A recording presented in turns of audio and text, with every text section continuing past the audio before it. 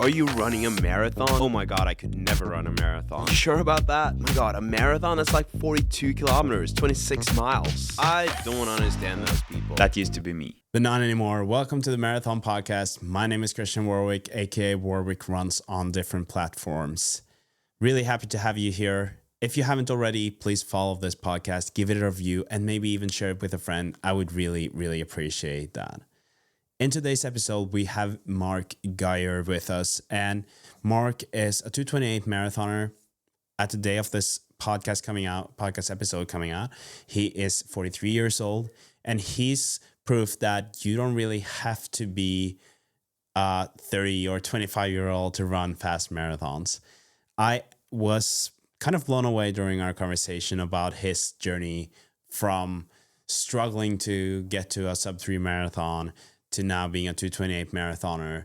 He went through all of his, history with running, how he got to where he is today, and more importantly, how his training has been and the changes that he made to go from struggling to do 3:10 to be able to do a 2:28, now working towards a 2:25 marathon. He is one of the faster masters in the US. In his Instagram bio, it says faster as a master, which obviously is a great way to think about this.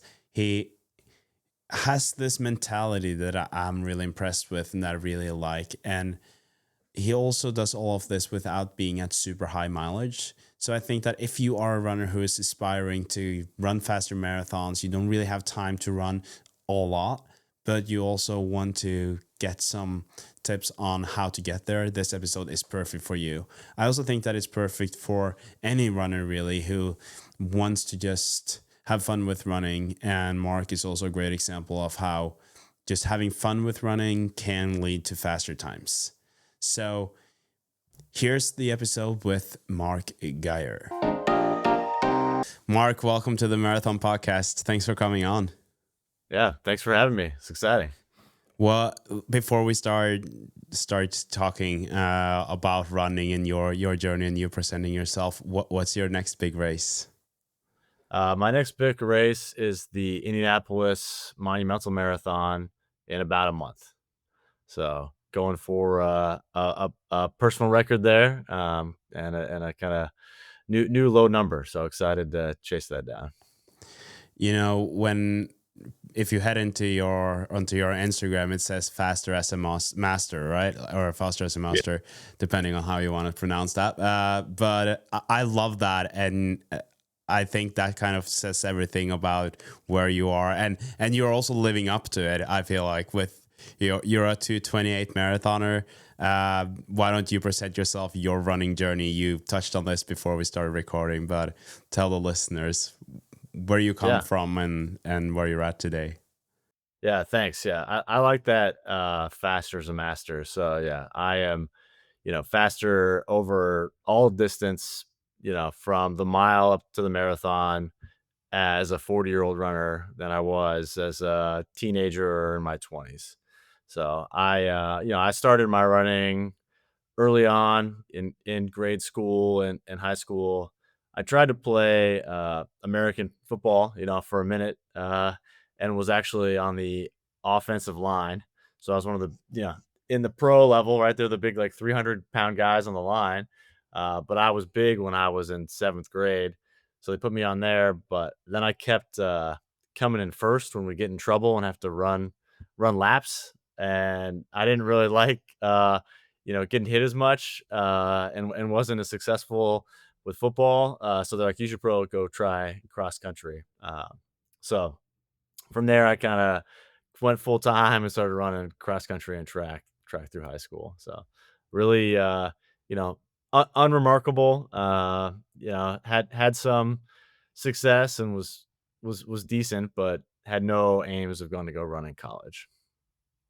So that was kind of my start. So I after high school, I went to college and was more focused on enjoying my time there with partying and life, and running was something that occasionally we do, but wasn't serious about it. And then I graduated And after I graduated college, I decided I was going to run my first marathon.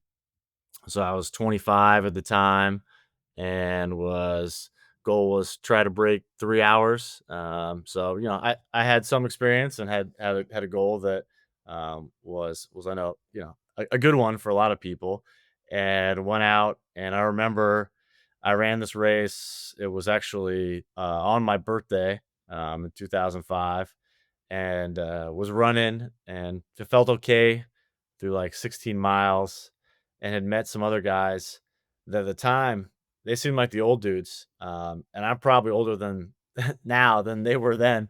Um, and we got to mile 16. I was like, you know what? This is too slow. I'm taking off. I'm out of here. So I took off with 10 miles to go. And at that point, I wasn't, didn't know anything really about fueling or really anything about pacing. And hit that traditional wall at mile 22 and started crawling to the finish. And I think with like a mile to go, these two old guys blew past me, and I was just like, "Oh no, this is bad. This is not good." But I ended up finishing and ran uh 3:05 and qualified for Boston at the time, which was awesome, right? So I was just like I had no expectation, so it was a great like first marathon experience, but one where you definitely learn some lessons. I love that. When you were telling this story, I was picturing you kind of, flying the last 10 miles and feeling great all the way. And, but I mean, like, that's where, where the marathon humbles you, I guess. Yeah. Yeah, I definitely, paid for my inexperience that day. And, this so I'd qualified, and, during the race, even the guys that ended up beating me were talking to me, and they're like, "You're too young to be running a marathon, right? What are you doing? You're 25. It's like an old man's game." I was like, "I don't know. Well, my friends and I are gonna run and do it together." And that was I thought was gonna happen. So I ran, I qualified. People were excited around me. My dad was super pumped, and I was like, "This is great. Like, but I'm gonna wait. I want to go with my friends to Boston. Like, I'm not gonna go by myself." So I didn't go, and kept kind of like bugging my friends and everyone else, right? They're in their 20s, first jobs, relationships, family, trying to figure it out. No one else is running a marathon. So basically, 15 years go by before we get serious about it again, and like start to kind of get momentum to be like, all right, listen, this a decade and more has passed. We have not yet been to Boston. Like, we need to start getting serious about this. And Um, yeah, so tell me about how because you were 25, like you said, and were you, although you didn't go to Boston, did you keep on being dedicated? Because obviously a lot has happened since your 305 marathon. How was the progression with the marathon for you? Yeah. So I ran that first one in 3:05, and then really took I would say a couple years off. I went to grad school, and then that was more right. I was doing that part time, so I'd work all day, and then go to class at night, and then eat and drink out at a restaurant afterwards after class, and really didn't do much running. Really put on, mostly just put on weight. Uh, there was one stretch in there where I did try. I said I was going to run at least 2 miles every day for a year, and so I went and was doing that. Was getting in good shape. Was consistent. Decided I was going to try a marathon in the middle of that, and that one was not that was bad. I crashed really hard. So I ended up again. My goal was I thought that I could run right around 3 hours again. I'd been steady, had some good long runs, good training. Um, but on that one, I hit the wall hard at mile like 19 or 20, and really just wanted to walk. I ended up running like 3 hours and 45 minutes for that one. So this was, yeah, 2009. It was kind of like, all right, I'm done. Like, I got other stuff. Like, this was not good. This was painful. My friends and family at the time are worried about me. Like the tracking's not as advanced now, so they're just like, wait. Like, he said he was going to be 3 hours. 45 minutes have gone by. Where is he at? Like, this is not good. So that one was tough. So that was a key moment on the marathon journey there. So what happened for you at that moment? Were you thinking that, okay, now I'm done with the marathon, this is it? Or was that more like a kick in the butt and now I'm gonna really start working? It was really like, I'm done. Like, I was like, "All right, I am doing too much, maybe I'm not cut out for this stuff," right? Was okay when I was younger. It's like, yeah, now I'm too old and, got too busy with my life. Like, I don't have time for this to do it the right way. And Because you obviously you I were just 30 at the time then, around yeah, I was, 29. Yeah. yeah. So, but And I was like, this isn't good. Like, I have other stuff I want to pursue. I was excited about my career at that point and trying to kind of wrapping up my graduate degree and going after some things for work. So really running took a step back at that point. so what changed and when did it change? So after that, I connected with a friend and we would run a half marathon every fall. So it was enough to like the half marathon I love as a racing distance, right? I feel like you can be in really good shape and run a bunch of them and it just doesn't take it out of you like a marathon does. So every fall we meet up and run a marathon or a half marathon together. He lived in a different city, but it was one of my college roommates. So we meet up and run, and we'd keep score. Like, all right, well, who's ahead of the series? Like, right? Is it best of three? And then I think I won the first one, two out of three, and he's like, no, it's best out of five, and then he caught up. So we just kept it going. And while this was going on, he decided that he was going to run the Chicago Marathon. Like, right, he's at work, and someone bets him to run it, so he goes out and runs it in like 4 hours, destroys his feet, is like texting me pictures of his like bloody socks and racing flats, and it's like, all right, I did it. I'm like, all right, you're nuts, man. But so that kind of started up, and we were talking, and then in about 2017, we both got into Chicago and decided to give it a go again. We're like, all right, we're gonna qualify, we're gonna do it. He had some friends in his right. He's been racing it every year and just kind of messing around, but it's kind of when Strava started. So we were out separate towns, but he's like, here, check out this app. So then we're giving each other like updates and checking each other's progress. So we show up for Chicago in 2017, both feeling really good about it. Um, and start out kind of real similar. We're together through about 16 miles. And whenever we run together on these races, usually one of us is in better shape than the other. So someone starts to fall back and the other one just starts like pointing at the ground, like, come on, like you're not dropping, like get back up there. And so that was us around mile 16. I was feeling good. He was starting to hurt. He's like, go. I'm like, are you sure? He's like, yeah, go. So again, this mile 16 spot. So I take off. I'm like, all right, I'm gonna do this. I thought I was probably gonna run, yeah, 310 or just under 310 at the time. That was the cool qualifying spot. And going through Chicago Marathon, and then you hit Chinatown, wherever that is, kind of right there around mile 20, 21 and everything. And the wheels fell off again. Like I started to crash and burn. I was like, this is not good. I just got to get to the finish. I start to really slow down and cramp and walk and just see the minutes stack up. So I finish, get to the finish line and like take my time. Like I know who's behind me. So I'm going as slow as I can through the corral. People are yelling at you, come on, keep moving, keep moving. I'm just waiting for him. So he comes across the line and sees me and he's like, he's like all excited. He's like, did you do it? And I was like, no, I messed it up. Like, I felt terrible. I was like, I'm sorry. I messed it up for both of us. Neither of us made it that day. But that was in 2017. And that was really kind of after that. He had a friend, a woman that she went and qualified, beat both of us by probably like 10 or 15 minutes that day and was talking trash. And so she's like, and so we're like, all right, that was it. So then we got motivated from there. So she's to blame. Yeah, she's to blame for the resurgence. So yeah, I think that it's important to have some people like that who can push you a little bit. So 2017, you didn't. So was that like a 320 or 325 or something? Yeah. Somewhere Yep. around that. Okay. Yeah. Yes. So then now 8 years later, you are obviously much faster.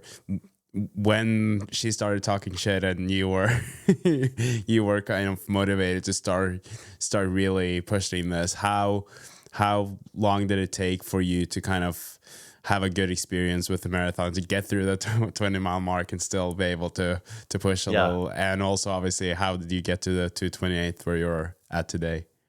Yeah. So after that experience, so my friend Graham, he and I signed up for the Napa Valley Marathon in March of 2020.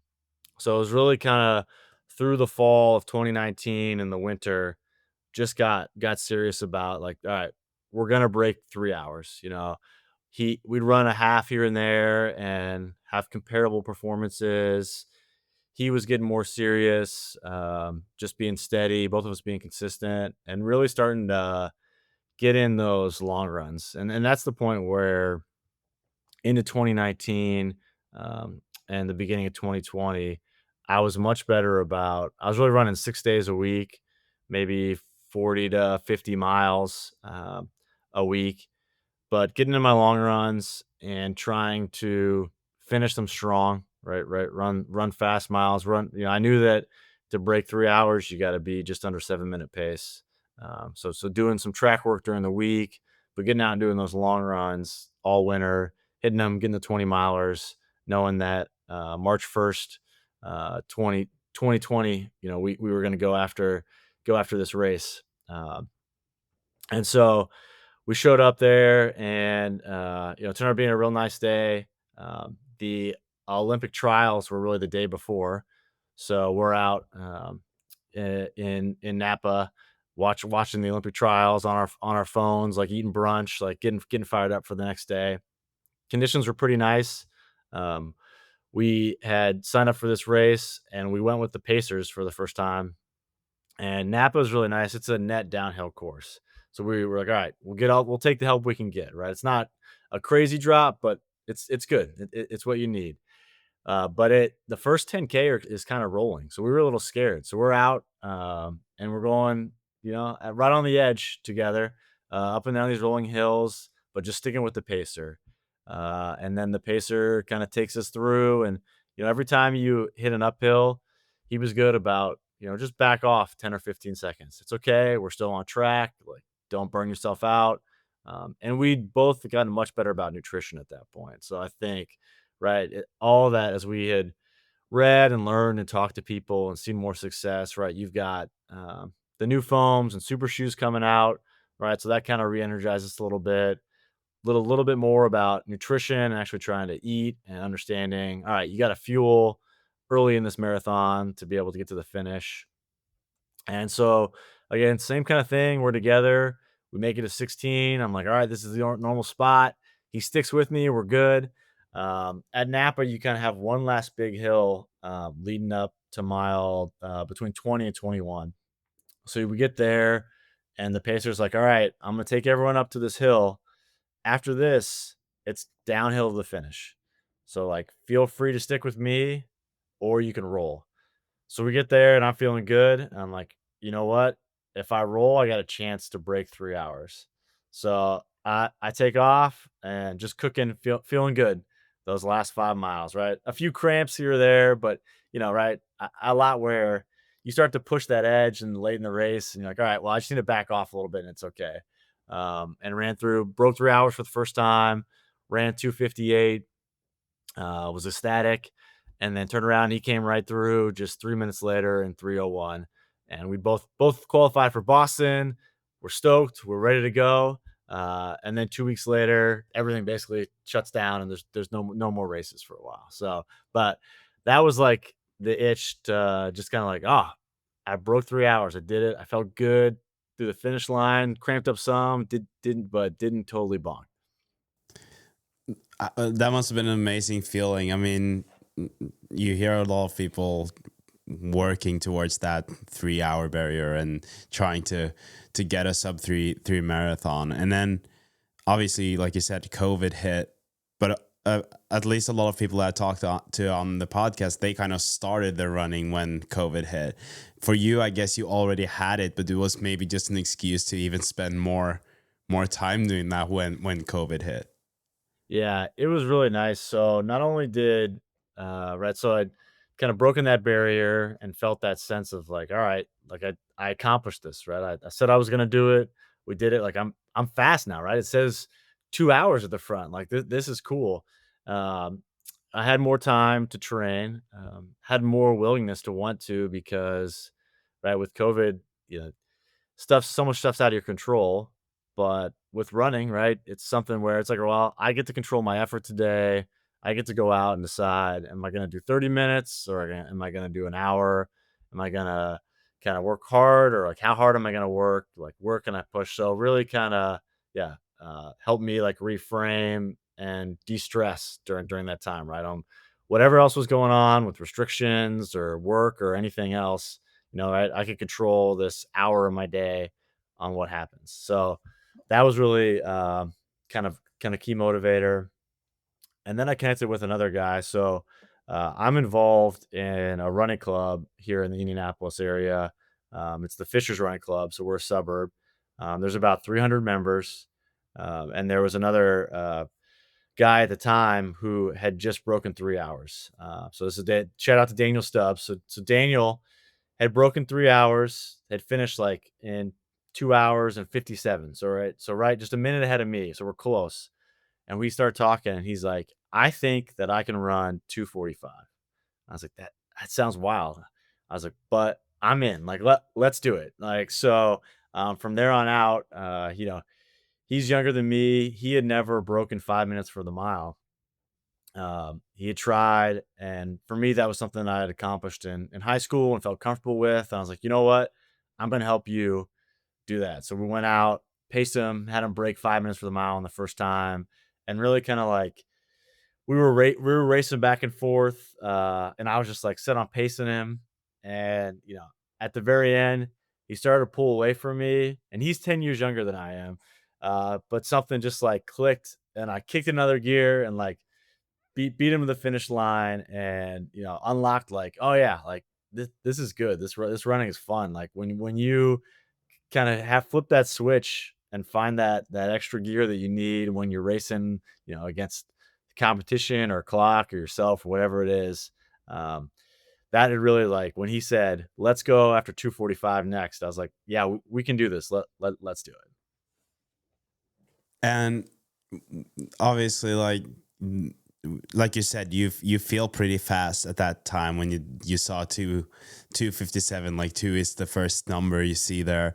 Uh, how long were you able to hold on to that feeling? Because, and I assume that maybe actually, like, even if you go back to 2020, then it running has become so big. Like, if you look at the last 2 or 3 years, right? But for me, and I guess it doesn't make it easier having this podcast, but on social media and having this podcast, I'm talking to so many fast runners. So me having a 247 PR, I am very happy when I crossed that finish line, and I'm like, okay, that was much faster than what I did the last time. But I still end up coming home being super happy. And then just a few days later, and I had the same experience the first time I did a sub 3 marathon too. And I was like, oh yeah, I'm fast. And they're like, oh, but he does that and she does that and he does that and he just even did that, like it's so easy to be caught up in these seeing everyone doing so well. And so I kind of lose that thought of, oh, I'm a fast marathoner now, that feeling that I have for 2 days after marathon. Were you able to hold on to that and bring that with you into your training working for that 245 marathon? Yeah, I think, two things that helped me were, like you mentioned, right, I was kinda at the start of that wave, right? I'd been lucky enough to right before the pandemic started, right, I hit that first big goal, sub 3 hours. So there wasn't a lot of racing for a year after that. So, like I said, Dan and I did that 5-minute mile. We had our run club, they put on, a half marathon. So we started talking, we're like, "All right, our goal is to go run 2:45 in the spring of 21." So to get there, we both wanted to run under 80 minutes for a half marathon before then. And we thought we'd found some races in December of 2020, but they got canceled. And so then our run club put on a race for us. So there were maybe like 20 people that were racing, and they had course support and had it marked. And right, it's not an official. We didn't get a official measurement, but yeah, it was enough to go out, and we both ran. Um, 78 minutes, so an hour and 18. So we both broke 6 minute pace for a half marathon that that winter. And we're like, all right, this is good. We're ready for the spring. So I think that helped me, right, kind of just being a step ahead of it. I feel like it's not until maybe the last year or so, like I ran my PR of 2:28 at the beginning of 24.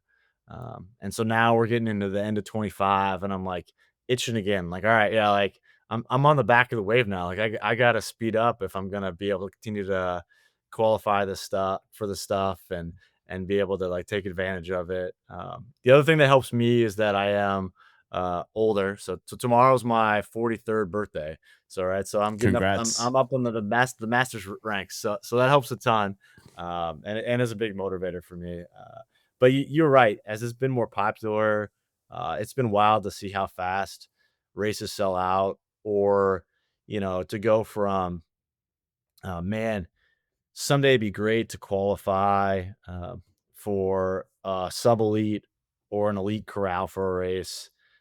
To all right, I qualified. That's great. To oh man, I don't qualify anymore. Like I got to go. These times keep getting fast. They keep moving it. So it's tough. Trying to reframe it, I think for me, what's helped too is I started to coach people, and that's been a lot of fun. Shout out to, like you said, Brendan is someone I coach. He's in the area too. He just ran 2:48 in the spring, but last year he ran 3:05. Right, so he's taken 17 minutes off his PR in a year, and so being able to see him have that success kind of helps me like reframe. Um, and just be grateful for the opportunity to go out and run. One of the biggest things that I keep coming back to is last year for Chicago. Um, my master's time qualified me for the American Development Corral. So when we were trying to, get in Chicago and just break 310 or just have a decent race, I never would imagine that. And so then last fall, I'm in Chicago. I'm in the little warm up area. We're jogging around the park, and you know, Connor Mance and Kira D'Amato are jogging around the park next to us. I'm on the line, and there are photos where I'm on the start line. And you look over, and there's career, and all the elite is right there. I mean, and so you can see me in these photos. I'm like, if you would have told me that in 2019 when I was like, man, I just want to break 3 hours, that I'd be on the actual start line of a world major, I'd have been like, there's no way.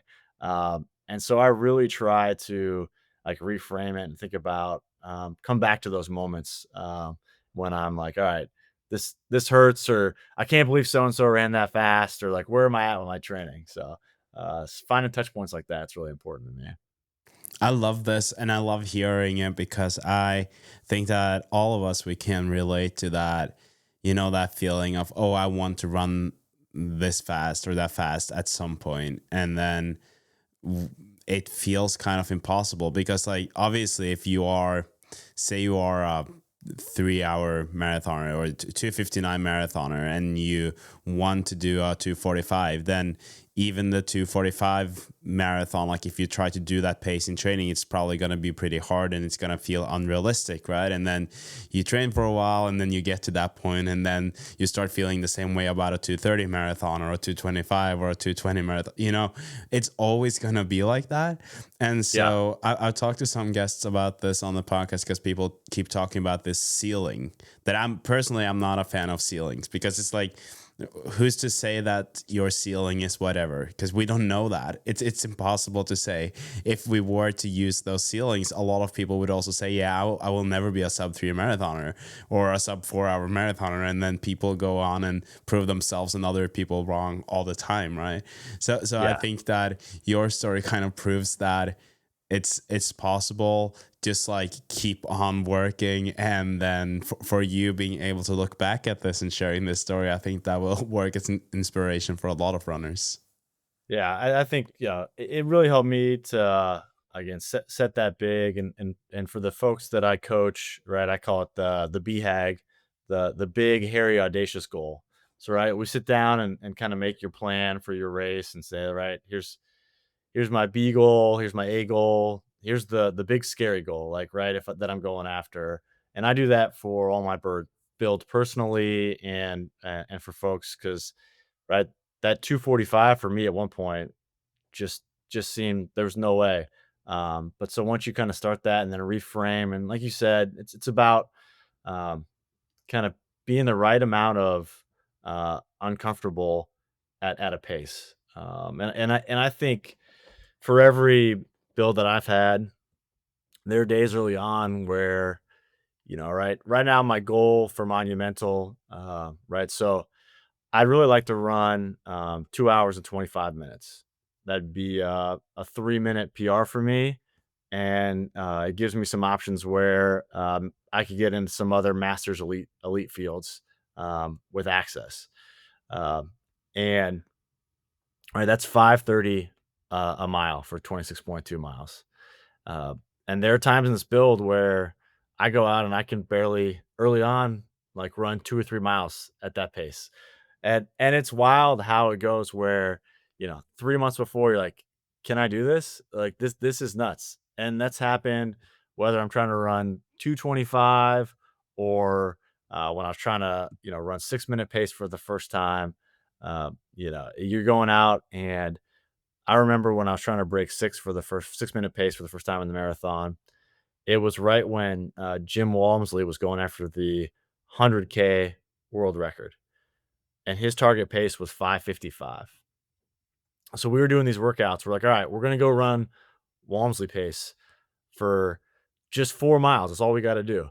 And we couldn't do it. We'd go out and crash, and like, what's happening? And then, 3 or 4 months go by, and it becomes, right. You adapt, you get more efficient, you get better at it, and you're like, all right, I can do this. And then by the time race day comes around, you're like, all right, you get rested, get fueled up, get that adrenaline, and it's good. So, but it just so incredibly weird how no matter what level you are, uh, when you start something, right, it's challenging, which is good. I think good for you as an individual, right? That's part of why we're out here running these races. But even when you take time off and you come back, those first runs back can feel like what's happening? Like how did I ever run this at any point? Oh yeah, I've been sick. This is like I'm going on third, like 3 weeks now of being sick. There's some kind of weird virus that I can't get rid of. But I know that when I get back to running, it's gonna feel so weird because I came like just before that was my marathon, and then I felt really good. And the week or the first 2 weeks after, I was able to just keep on building on that. I was able to run, felt good, and I know that it's gonna feel super weird. And yeah, but I usually comfort myself with the fact that I know that I will get back quickly, and like you said, I think this is also something that is important for people. If people are listening to this and they're, heading into their taper or their last weeks before the marathon, because I've been reading a lot of threads on Reddit lately where a lot of people tend to ask, right? Hey, this was my workout today. Do you think I'm in this shape? And first of all, obviously, it's impossible for anyone to predict that without knowing the person. You can't just show one workout. But I also think that it's important to remember that if you do your training in the right way, you don't really have to. You don't always have to look at one workout and say that, okay, I did this. That means that I'm good enough for this, because it's like you said, things will change. So if you are 3 months out, so much can change, and it's impossible to say what progress you'll have. And I'm curious about, like, when you talk about this, I personally, I'm super curious about what kind of training you did. What did you do from that? First of all, did you do the 245 in the spring of 21, or when did you I hit? just missed it. So yeah, so to go back, so we set the big goal of running 245, and I ran 247 in April of 2021, and Daniel ran, I think he was right at 250 or 251. So we were together through 20, and then had our own battles the last 10K to get in. So I ran to 247, and then from there, into the fall, trained again, and was able to run 241 in the fall of 21. So, from spring of 20 to fall of 21, I took 17 minutes off my marathon PB and really was like, okay. And then once I got 241, right, you're just like, all right, well, a minute, like, that's less than 5 seconds per mile pace. Like, I think I can run. I think I can run 230 something. Like, it's too tempting not to. Um, it wasn't a first try thing on the 245, but took a big enough kind of chunk out of it and swing. Like, okay, like I learned some stuff. Like I feel energized. And it's hard, right? When you run a big PB, but miss breaking a big milestone like 3 hours, or miss a qualifier or miss your goal time, right? It's easy. It's like that balance of, man, I'm excited, but I'm also mad because it's like, what else could I have done? I had a friend this past weekend. He was trying to run in an hour 15 something for the half, and he's been talking about this goal for a while. Uh, and we were all at the race together. We ran. They said his name. We're like, all right, Caleb's got it. We look up at the clock. It says 15:58. We're like, all right, he did it finally. He like an hour 15:58, and then he goes and get his official like result ticket, and it's 1 hour 16 minutes and 0 seconds. He's like, you got to Oh be kidding me. no. And it's still a 53-second PB for him, but he's like, right, I'm so mad. I just wanted to, and it's hard to like balance that. He's like, gotta take a day or two and like be grateful for the fitness. Know you're gonna get another chance, or set yourself to another chance. Um, so you got to be able to kind of handle those swings, and knowing that, like you said, like you ran your race, and you're like, I feel good about it, and then you start getting online again. You're like, oh man, I'm fired up. Like I'm already getting behind stuff. Yeah, and I think it's healthy. I mean, it sucks if you're one of those who like you get the cutoff time for Boston and you like miss it by a second or two, because then a second or two is usually something that you could have done a little bit differently during the race. But if it's about a PR, and I understand it when you have those barriers, right? But for me too, I was actually in the same situation as you, where I had a goal of doing a 245. I ended up doing a 247. I opened a bit too hard, but I also ended up being super happy with it. 245 for me was just like, okay, that is my goal for this race. I have higher ambitions than that long term.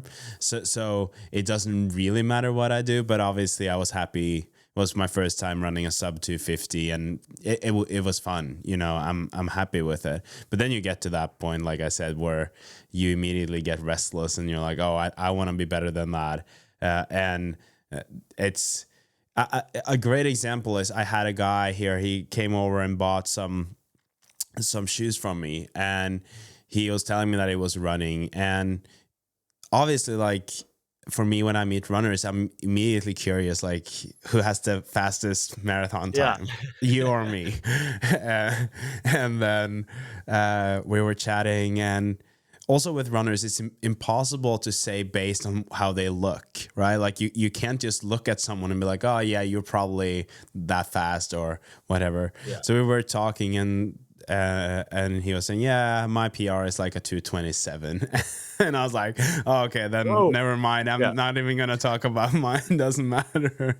But those are the moments when I'm like, you get that reality check of, okay, this is just a person who said that he moved to the neighborhood a couple of weeks ago, and he was so casual about it when he was talking about running, and then he's super fast, and that's yeah. But I also think that obviously we're a part of the running community, because if you head over to any other place or community, you will definitely be the fastest marathoner there, almost regardless of what you're probably going to be the only marathoner there. So it's yeah, I think that it's healthy competition, and I'm sure people who are not runners, they cannot relate to that. They're like, why are you sitting here thinking about that? And I mean, I can relate so much to those memes that are going around these days where people, where in the hell, like, ask me about my marathon, ask me about my marathon, ask me Yeah. about my Yes. marathon. Yeah. Yeah. That's like, that is me. Like, ask me how my training is going.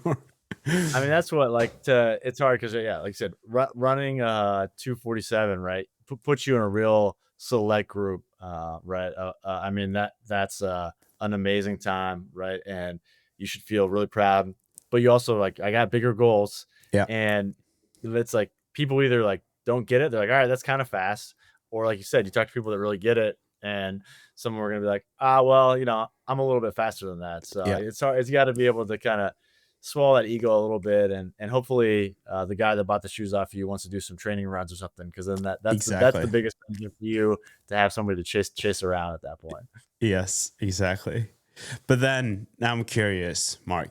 You you went from 3 hour marathon or 3:10 or 3:25 maybe even in 2019, and in 2024 you ran a 2:28, and now you're targeting a 2:25. I'm curious about what did your training look like? What changes did you make? And for you looking back, what do you think were the most significant changes that you made?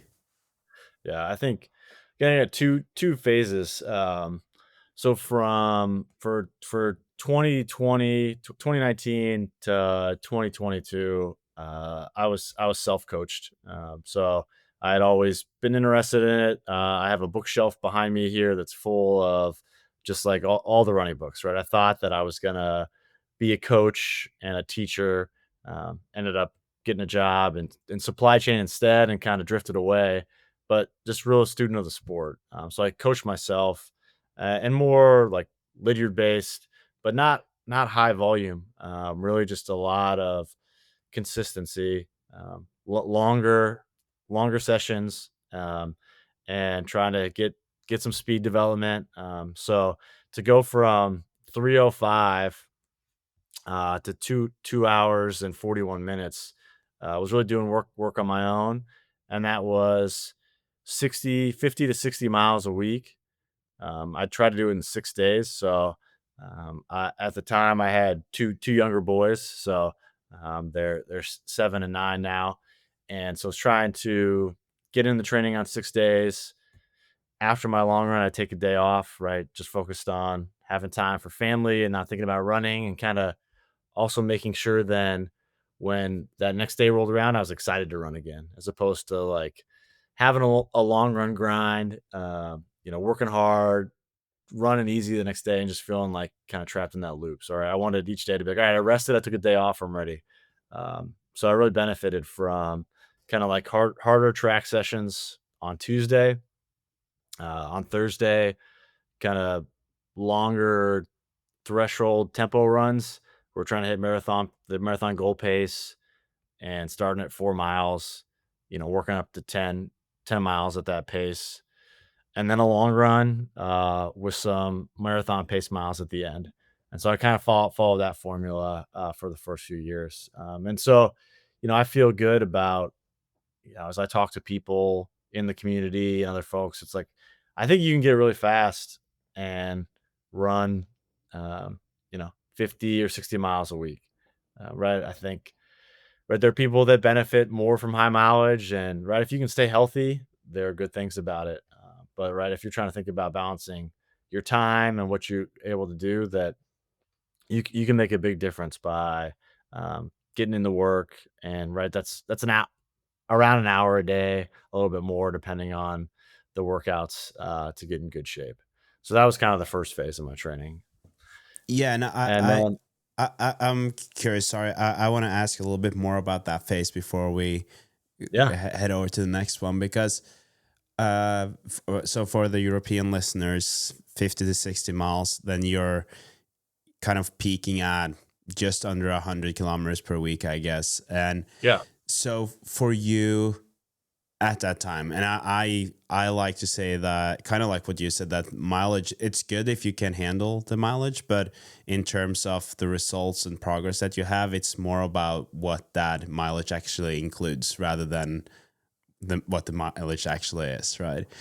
And you did mention the days or the workouts and how that was. But if you were to go into a bit more specifics of that, and what I want to know more about is, the intensity that you had in those workouts, and also the easy runs. How easy did you do them? Do you use heart rate a lot, and how do you go about intensity control?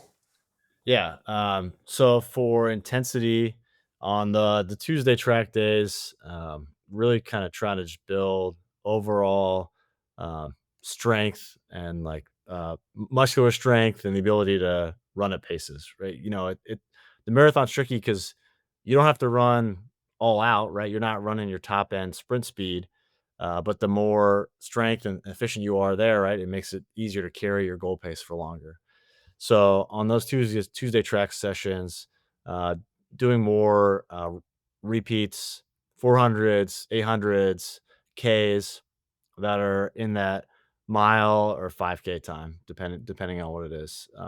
So structure that there and stuff where probably getting in 3 or 4 miles of work at that intense level, and again trying to target an hour for a day, and really kind of equal parts rest for most stuff. And always I'm big on like jogging rest, right? You got to do what works, but you're going to be running during the race, so I think it's good to practice kind of right.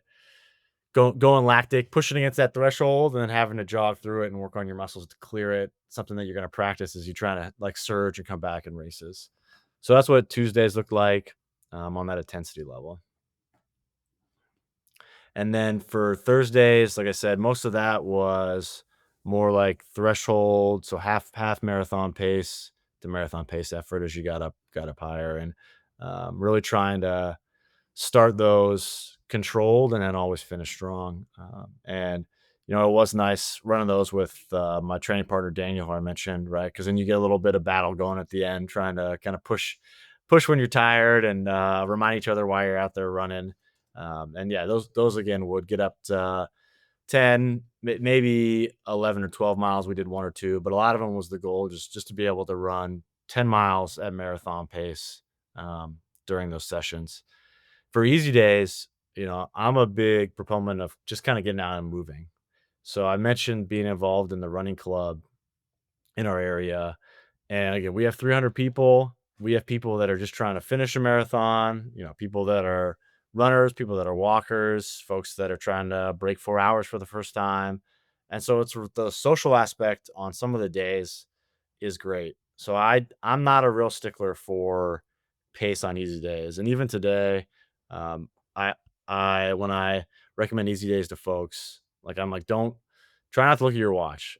I know that when I write it, it gives you a pace, but just ignore it. I just want you to get out and move, because you're gonna be working hard enough on the hard days that really the benefit is getting out and kind of moving. I'm not gonna care if you run, you know, 4 minutes a K versus 5 minutes a K. It's fine. Just get out, move, and talk, and don't run too hard. I'll yell at you if you run too hard on your easy days, but Yeah, that otherwise, was my question. enjoy it. If you're limiting them on the too hard Yeah. Yeah, and part. a lot of that comes where you look at the workouts, like, right, then you don't hit your workout the following day or 2 days later. It's like, all right, well, you're gonna need to back up. Like, I know you're excited, but the easy days are not for the work. And then the long runs, yeah, I mean, the long runs during that cycle, a lot of just time on feet, trying to get in the distance. As I got later in it, I got better about maybe doing some progressions for the last. You're doing a 18 miler. So, miles 13 to 18, try to speed up every mile a little bit, working down to go marathon pace at the end, or, some kind of intervals where you're doing a mile at marathon pace and then a mile easy. And that same kind of setup as you get once you get over an hour of running under you. All right, now try to do some work and get that endurance built. Yeah, I like that approach, and this, the long run is something that I always ask people that are on about, because I'm curious about it. And personally, when I first started, so my first marathon that I ever did, I did in 2:52, and I Nice. Yeah, that was good. Like I took a lot of my experience as a speed skater with me into my running, and I just like, okay, I'm gonna try to approach it the way that I would do like a typical spring summer training, because then I would usually be in pretty good shape. Not necessarily as a speed skater shape, but like in my condition would be very good because then I was just doing a lot of work. But what I now looking back, like having had a couple of marathon blocks and seeing what has worked, what has not worked, I'm still not sure about the long run, but I feel like the approach that I had in the beginning, where the long runs were just like you said, time on feet. And obviously after 2 hours of running, your heart rate will also start going up a little bit. So it's not super high intensity, but it's still like a little bit higher than easy running, regardless of if I'm trying to pick it up or not. It's just gonna be after 2 hours Yeah, of running, yeah. that's how it's You're gonna gonna be be. tired. Yeah, yep. Yeah. And honestly, like today looking back, I'm not sure if it's been worth it when I've tried to push it much harder on the long runs, because I think that might just have that might have affected my recovery time more than it has helped me with my progress and made me a better runner, if that makes sense. And I'm curious about Yeah. your take on this. Well, it does. I was gonna ask, like, are you typically trying to do 2 workouts a week and your long run, as you fit those in that schedule? So actually, I'm a big fan of just a lot of low intensity. So I've done Okay. for my first marathon, like I don't think I even averaged one threshold workout a week. So it's like Okay. all like Cool. easy running, and then one threshold training or workout every week.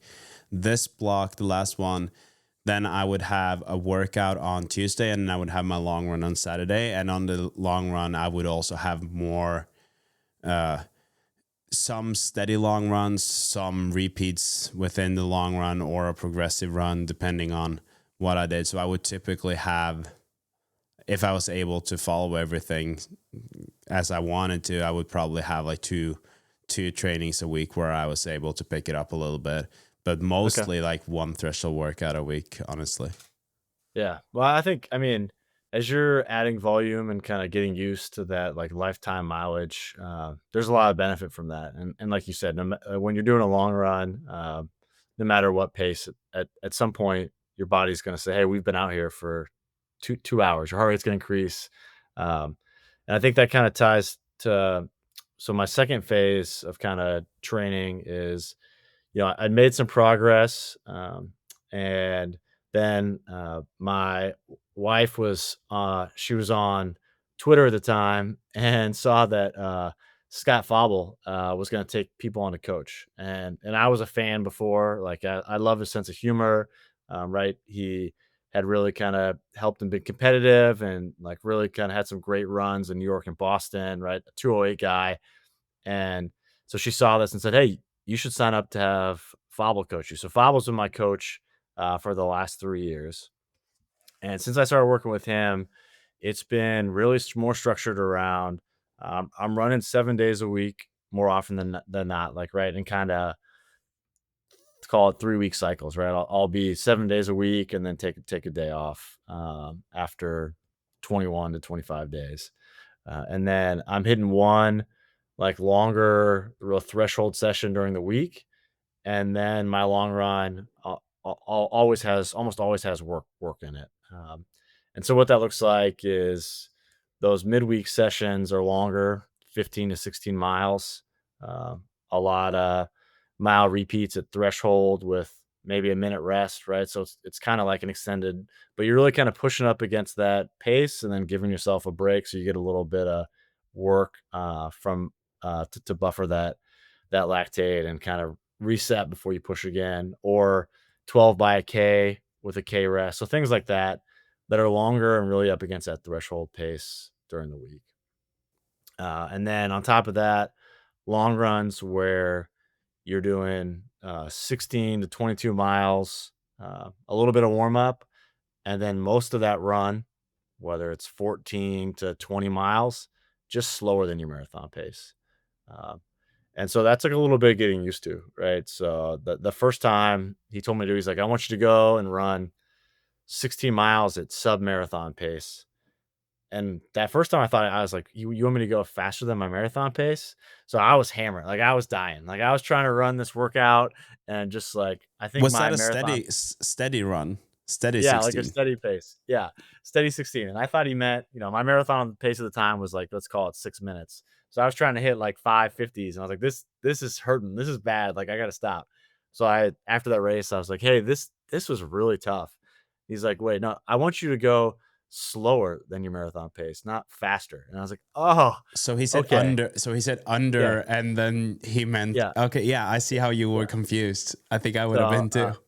yeah, so since then, so I do a lot of those, right? So like this past weekend, I had 22 miles, um, 2 miles warm up, and 20 miles, right around 6:20 pace, is what I ran it in. So try to finish strong, right? Not bonk and do those things. So I kind of do a long run like that, or a long run that where I'm getting in 20 miles, and it does have a lot of intensity in it, where I'm doing like 5 by 2 mile, 5 by 3K at threshold pace in it with rest, or 20 by a K in the workout. I think a really good one I had was like 5 by 4K before my PR. Again, all right around that marathon pace, with you know either a K or 5 or 6 minutes rest in between. But it stacks up, and then you got in 22 miles of work, and you're consistently kind of hitting that threshold pace in there. So that's what a lot of my works look like for the last 3 years that we worked together. And so, right, that's helped me take another 10, 13 minutes off my marathon PB, and we're aiming for more here in the next month. So This I love hearing about this, and you did say that for the first phase of your training, or the first few years here, you were at like 50 to 60 miles. yes. What are you at now? And I guess you have been building this up. So although you've been working with the same coach for 3 years, you didn't jump to the mileage that you have today, maybe, but or Yeah, how? I'm still really kind of 70, mostly low 80. So I'm not really high mileage with this. I was we were talking. I like being able to do different race distances. You had just interviewed our friend Robert Jackson uh, Yeah. earlier, and he's great. It's been so much fun to watch him. Again, same thing, go from 3 hours, and now he's targeting 2:30 this fall. So hoping to kind of, been so excited to watch him go. And he puts in the work, right? So we connected, and I'm looking, he's running 100 to 150 miles a week. Um, and we were joking, like we're like excited because we had some races coming up, and he's like, "Ah, man, the races stress me out." And we're like, "No, that's the best part." And we're like, "What part do you like?" He's like, "I like the training." I'm like, "No, the races are the best." Like, so I like to do these marathon blocks, and then in the summer, um, do like a mile race, and then do these 5K. They do a summer series of 5Ks that are every Thursday night all summer. And so you go out and just race these 5Ks, and they have a party afterwards. And so I just kind of like work that in, and just kind of not think about running heavy volume, and really kind of work on some speed and shorter stuff. And again, right, a long way to say 70 to 80 miles is kind of where I'm at now. I think that I could continue to add to that. We'll see how the fall goal goes and what happens. But what I think is the most important thing is that I'm able to hit those threshold paces. So that helps me. Right, the most important thing is feeling um, comfortably uncomfortable at your goal pace. Right, right. I can't do this all day, but I can do it for what I need to for this race. And so getting in that, and that kind of work is right. That's going to be 5 to 10 miles of that actual like work at that pace. So then fitting in kind of whatever you need easy around that to help develop the whole system.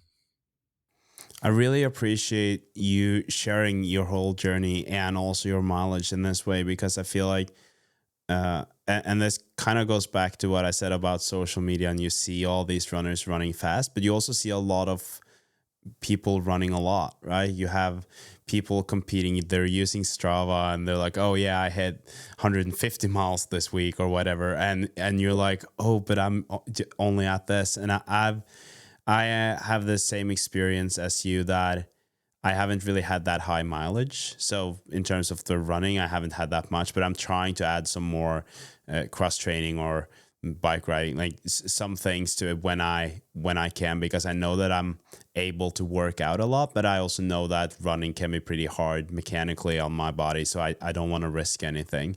And I think that you sharing this will make it easier for the people who are like, have potential, and they see that they can run fast, but they feel the pressure to actually run more. And I'm not saying that they shouldn't run more if they are able to and if they want to, because there are definitely advantages to running more. And you could argue that the more you run and the more you can handle, obviously the better you will be.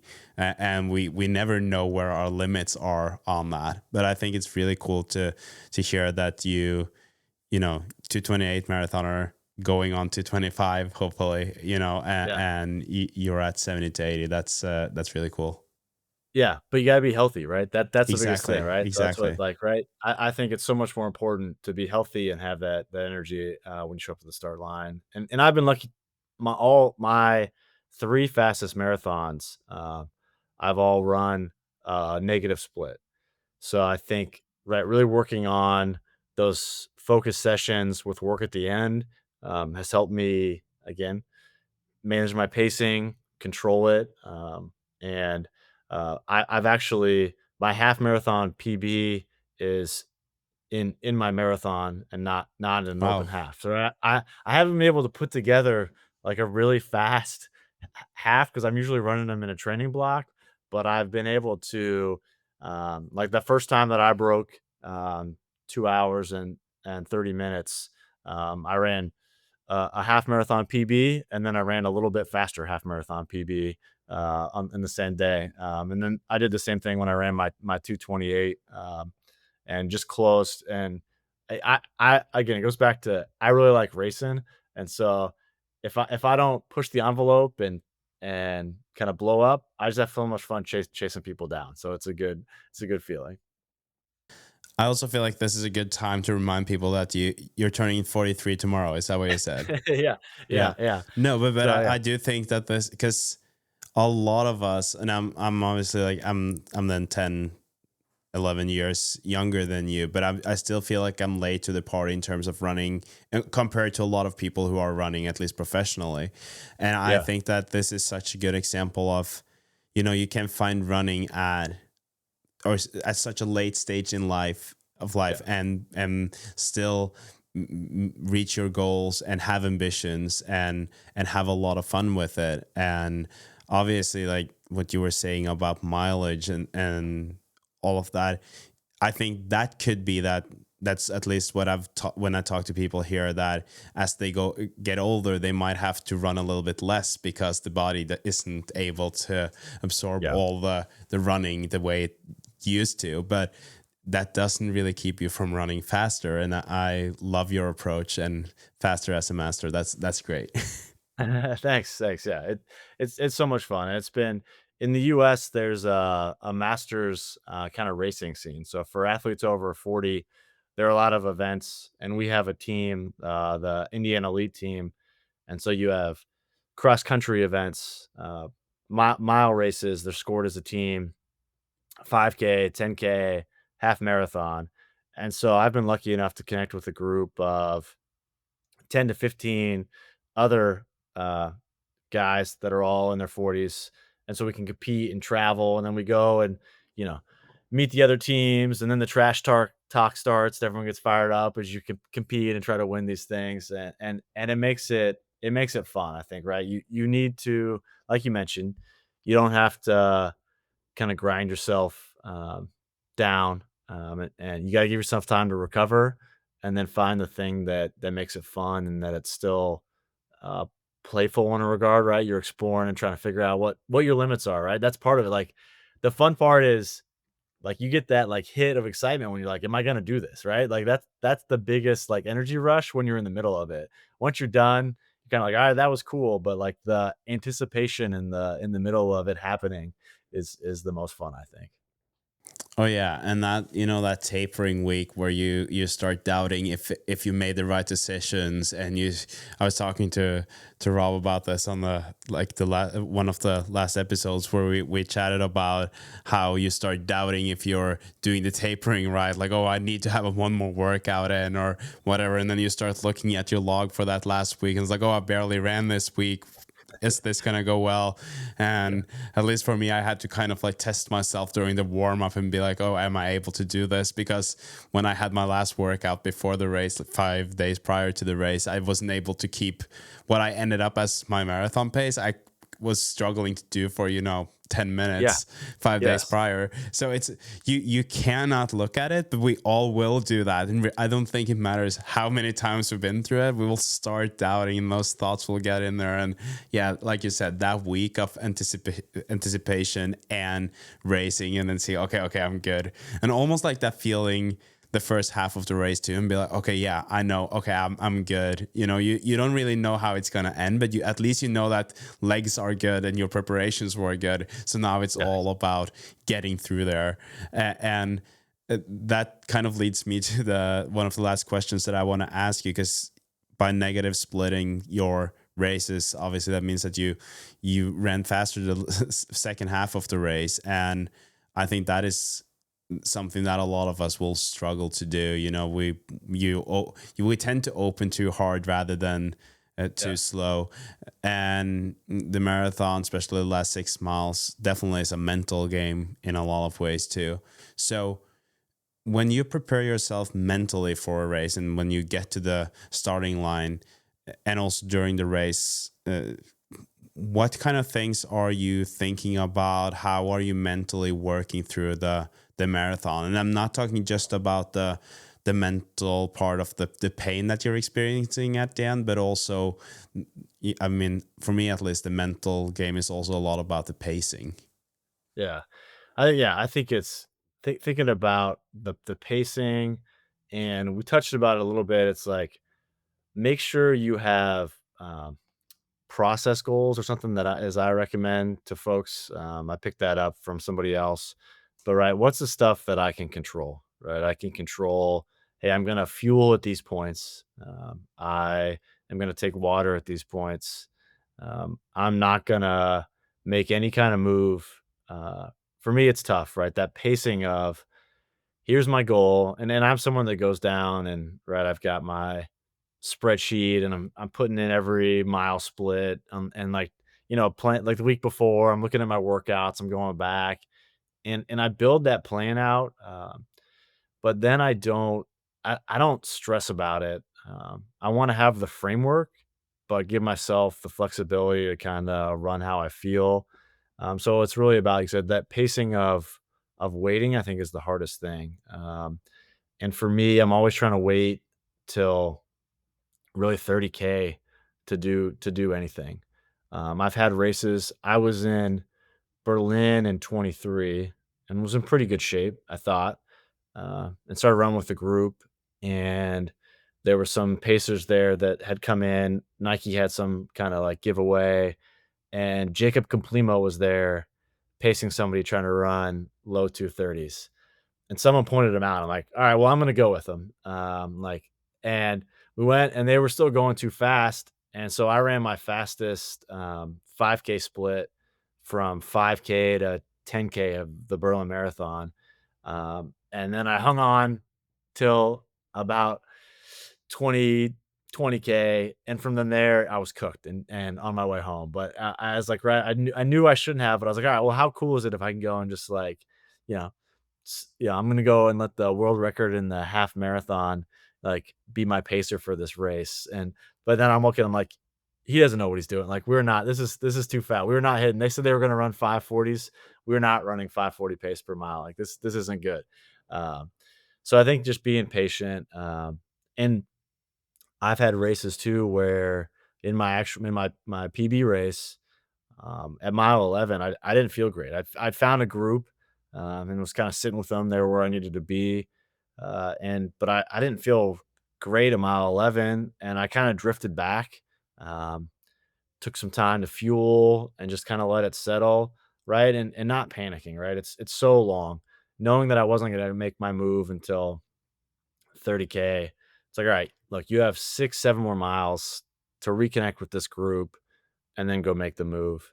So kind of thinking about that, and really trying to think of the race as the opportunity. You do all the training, up early, doing these hard workouts, and even that from a race standpoint. 5 years ago when I started, I was doing these workouts and getting butterflies. Where you're like, oh man, I got to go run hard. I'm kind of nervous about it. What am I gonna do? Uh, and over time, that shifted to, I'm gonna give my best effort today. And like the race is your it's your opportunity. It's what you have for today. So you just gotta give it whatever you can. Be a little tough with yourself, right? You can't come up with those power phrases or check phrases where when it's tough, you're like, all right, I got this. Like for one of my races, it was no bad days was the phrase. So whenever I started to feel bad for myself or something, I'd be like, all right, no bad days. And I'd like just push a little bit and let it go. Um, so that's one of the ways that I try to kind of approach the day and my pacing and with a real sense of gratitude kind of helps from that side, right? I geek out on the numbers and I'll make a plan, but I focus on what can I control and my kind of perceived effort on the day. It's very fascinating to hear that you are, making a spreadsheet of some sort with that, because I think that to a lot of people, especially if they see you then before the race, they'll be like, okay, he's too obsessed with his numbers, that's not going to go well.